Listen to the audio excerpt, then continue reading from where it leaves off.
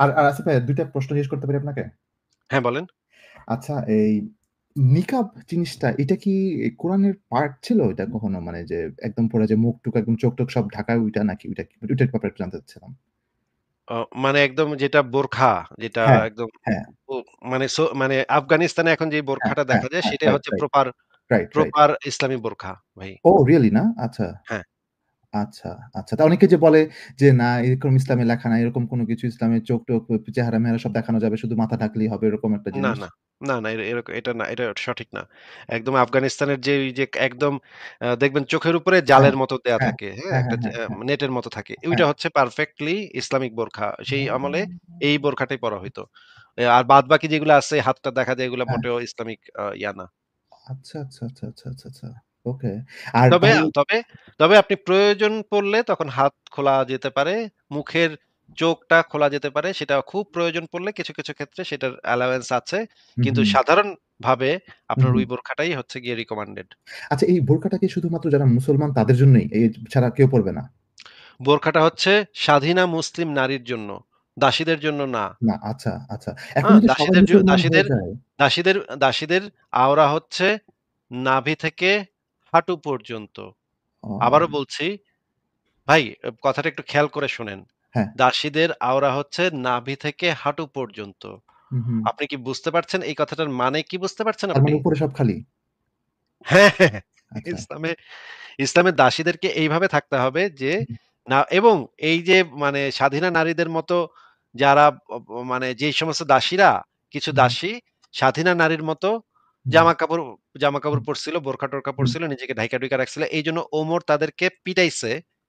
ওমরের হুম। শাসনামলে তাদেরকে পিটানো হইছে যে, "তোরা দাসী বান্দি, তোরা কেন এত কিছু ঢাইকা-ঢুইকা রাখছস কেন? তোরা খুল।"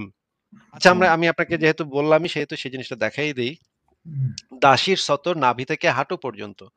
এই বিষয়ে আশরাফুল হিদায়া গ্রন্থের আ ৯ম খণ্ডের পৃষ্ঠা নাম্বার ৬১৫ তে যেটা বলা আছে দেখেন, হুম, হযরত ওমর কোন দাসীকে দেহ ও মাথা আবৃত অবস্থায় দেখলে দুররা মারতেন এবং বলতেন, "হে দাফার, তোমার ওড়না ফেলো। তুমি কি স্বাধীনা মেয়েদের হুম, মতো হতে চাও?" হুম, নিচে যে প্রাসঙ্গিক আলোচনাতে বলা হচ্ছে, পুরুষের জন্য তার মাহরাম মহিলার শরীরের কতটুকু অংশ দেখা জায়েজ, অন্যের মালিকানাধীন দাসীর ততটুকু অংশ দেখা জায়েজ। মাহরাম মহিলার হাত, পা, বাহু, পায়ের নলা, বুক, চুল, গলা দেখা জায়েজ। আর মহিলারা যখন কাজের পোশাকে থাকে তখন মাহরাম মহিলার বাহু, বুক, গলা ইত্যাদি দেখা জায়েজ। তাদের মনিবের কাজ করে তারাও, তাই তাদেরও এসব অঙ্গ দেখা জায়েজ বলে সাব্যস্ত হবে। হযরত ওমর রাস্তাঘাটে কোনো দাসীকে মাথা ঢাকা অবস্থায় দেখলেই ধমকাতেন এবং দুররা মারতেন এবং বলতেন, অর্থাৎ, "হে দাফার, তোমার ওড়না ফেলো। তুমি কি স্বাধীনা মেয়েদের সাদৃশ্য অবলম্বন হুম। করছো?" এখানেই দাফার শব্দটার অর্থ হচ্ছে দুর্গন্ধযুক্তা মহিলা। ঠিক আছে? আচ্ছা এই আফিফ ভাই এই ওই সময় যদি কোন দাসী বলতো আমি এখন মুসলমান ধর্ম নিতে চাই, তখন কি মুসলমান এটা হইলেও মুসলমান হইলেও একই। মুসলমান হইলে তো দাসত্ব তো মুসলমান হইলে সেটা নাকচ হয় না তো। ও দাসত্ব মানে রিয়ালি? রিয়ালি? অবশ্যই। সেটাও দেখাবো। সেটাও যদি আপনি দেখতে চান কি সেটাও বলেন? বের করে দেখাবো। সেটারও রেফারেন্স বের করে দেখাবো ভাই। একটু ধৈর্য ধরেন। আমরা একটু দেখি আগে। আ এই হাদিসটা সম্পর্কে বলা হচ্ছে, হাদিসটার সনদ সম্পর্কে ইমাম হাফেজ যাহাবী বলেন এর সনদ শক্তিশালী। আচ্ছা, এবার আমরা কিছু আলেমের বক্তব্য শুনি যে আলেমরা কি বলে শুনি। হ্যাঁ? এইজন্য আল্লাহ রাব্বুল আলামিন বলেছেন যালিকা আদনা আন ইউরাফ। আপনারা অনেকে জানেন এই আয়াতের তাফসীরে অনেক মুফাসসিরগণ লিখেছেন।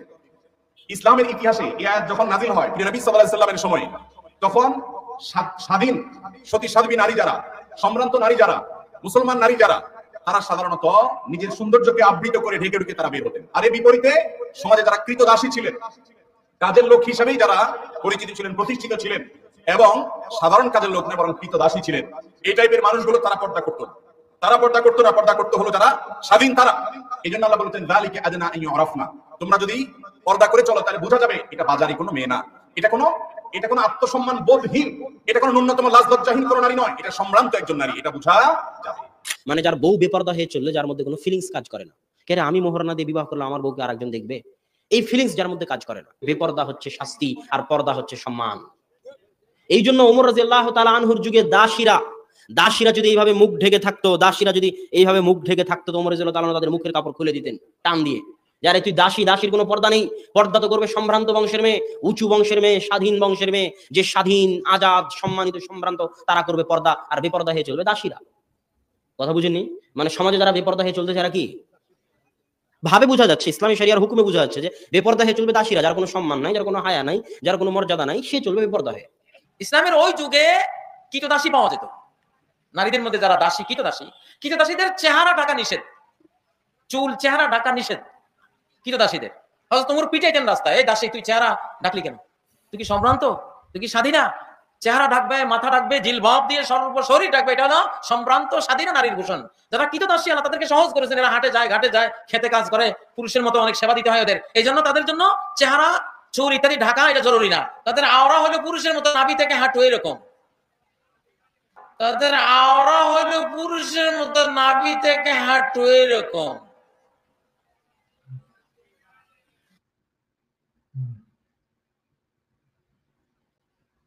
আচ্ছা, আমরা দেখলাম তাদের আওরা হচ্ছে পুরুষের মতো, নাভি থেকে হাঁটু। এই ভিডিওটাও দেখতে পারেন। আরো অনেক কিছু আছে। আমি এবার দেখাচ্ছি যে আপনি যেটা জানতে চাইলেন যে যদি একজন মানুষ ইয়া হয়ে যায়, মুসলমান হয়ে যায়, তাহলে তার দাসত্ব তাতে মোচন হয় কিনা সেটাও আমরা একটু দেখে নিই। সেটারও একটু জানার দরকার আছে সেটা থেকে। এইবার আমরা ডক্টর আবু বকর জাকারিয়ার একটা বক্তব্য শুনি। হ্যাঁ, শুনেন। মুসলিম এরপরে তারা ইসলাম গ্রহণ করলেও দাসে থেকে যাবে, ইসলাম গ্রহণ করলেও তখন দাসে থেকে যাবে। বুঝে যাচ্ছে কথাটা? কারণ তারা একটা অন্যায়ের কারণে, কুফুরের কারণে তারা দাসত্বের ভিতরে পড়েছে। এরপর ইসলাম গ্রহণ করলেও দাস থেকে, যদি না তাদেরকে বিভিন্ন কারণে তাদেরকে মুক্ত করা হয়। কোন কোন কারণে মুক্ত করা হয়? কেউ যদি শপথ করে, শপথের কাফারা হিসেবে মুক্ত করে, কেউ যদি জেহার করে, জেহার কাফারা হিসেবে মুক্ত করে, এরকম কেউ যদি হত্যা করে, হত্যার কারণে মুক্ত করে, বিভিন্ন কারণে মুক্ত করার কথা হাদিসে আসছে। কিন্তু ইমানদারদের কথা আলাদা আসছে, ইমানদার দাসকে মুক্ত করার কথা বলা হয়েছে। কাফের দাসকে মুক্ত হয় না, যদি তার ঘরে সন্তান হয়ে যায় সে মুক্ত হয়ে যায় শরীয়তের দৃষ্টিতে। আচ্ছা ভাই, বোঝা গেছে নাদান ভাই? হ্যাঁ আসিফ ভাই, বোঝা গেছে। তার মানে কি কাফেরদের আসলে পুরাপুরি ডিপেন্ড করে আরেকজন মুসলমানের উপর, তারে মানে দাস থেকে কাফেররা সাধারণত মানে দাসত্ব থেকে মুক্ত হয় না, মুক্ত করার ইয়াই নাই, স্কোপ নাই।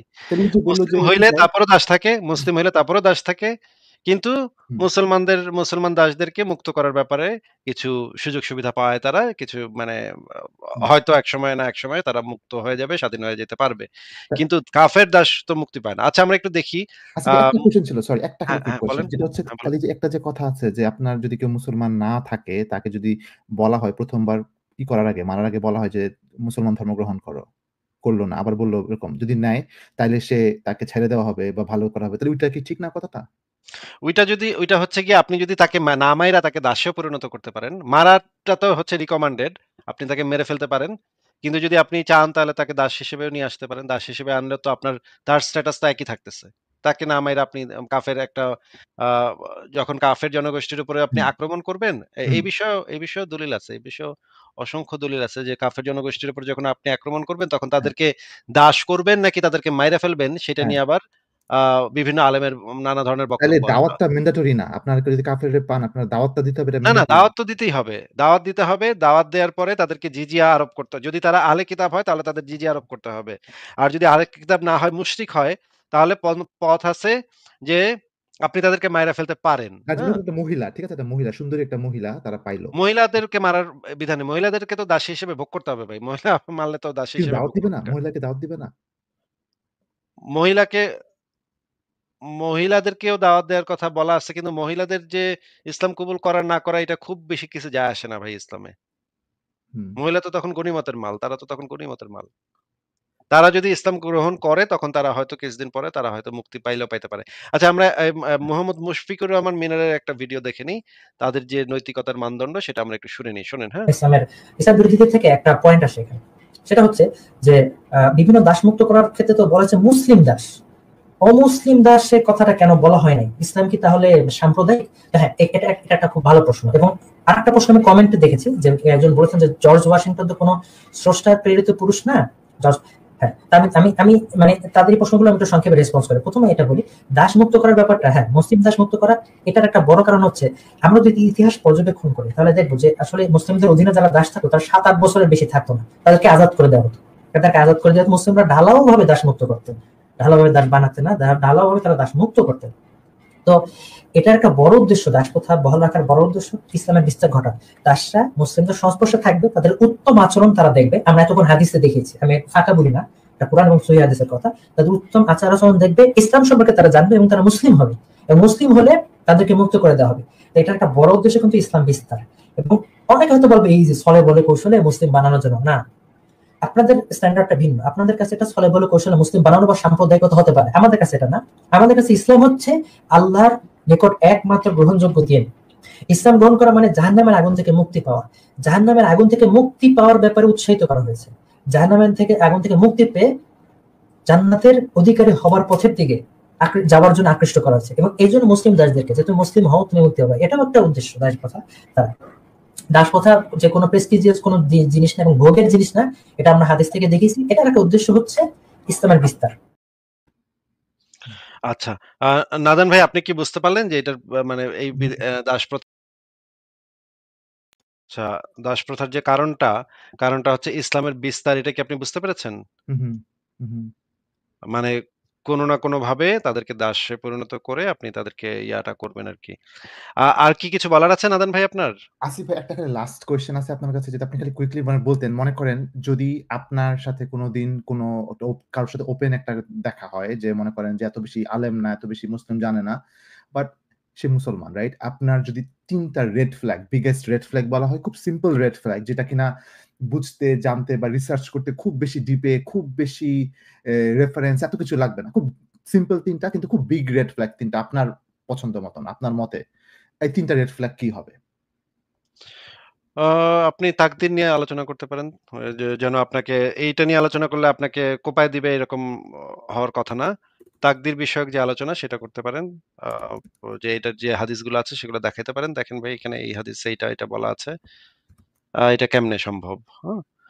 এটা তো আসলে যৌক্তিক না, কোনো যৌক্তিক পজিশন না। এইটা নিয়ে আলোচনা করলে আপনার কোপ খাওয়ার সম্ভাবনা কম। মানে হঠাৎ করে আল্লাহু আকবার বলে আপনার উপর ঝাঁপায় এসে পড়বে না, সাধারণত পড়ে না। তারপরেও পড়তে পারে, বলা যায় না ভাই। তারপরেও সাবধানেই কথাবার্তা বলতে হবে আপনার। আর হচ্ছে গিয়ে এটা নিয়ে আপনি মানে তখন সামনাসামনি দেখা হইলে তখন এটা নিয়ে কথা বলাটাই আপনার জন্য নিরাপদ বলে, আমার যথেষ্ট নিরাপদ একটা মানে আলোচনা বলে আমার মনে হয়। আপনি প্রশ্ন করার মতো করবেন যে, "দেখেন ভাই, এটা তো আমার কাছে অযৌক্তিক মনে হচ্ছে। দেখেন ভাই, এটা এখানে কি বলা আছে?" এর সাথে আপনি অন্য এই যে আদম হাওয়া শয়তানের যে কেচ্ছা, সেগুলো নিয়ে আলোচনা করতে পারেন। সেগুলো নিয়ে আমাদের অনেক আলোচনা আছে। সেগুলো নিয়ে আলোচনা করতে পারেন। এগুলো হচ্ছে সাধারণ আলোচনা, যেগুলা হচ্ছে গিয়ে সাধারণ মানুষের জন্য হজম হবে। কিন্তু মনে করেন যদি আপনি শুরুতেই দাসপ্রথা বা শুরুতেই নবী যে শিশুকামী ছিল এটা নিয়ে আলোচনা করতে যান, তখন আর কি সে মানে আপ এটা খুব একটা নিরাপদ না, হ্যাঁ? Right, right, right, right. Thank you Asif ভাই। এটা ছিল। আপনার সময়ের জন্য অনেক ধন্যবাদ। Thank you. ঠিক আছে ভাই, ভালো থাকেন। তাহলে বিদায় জানাচ্ছি আপনাকে। পরের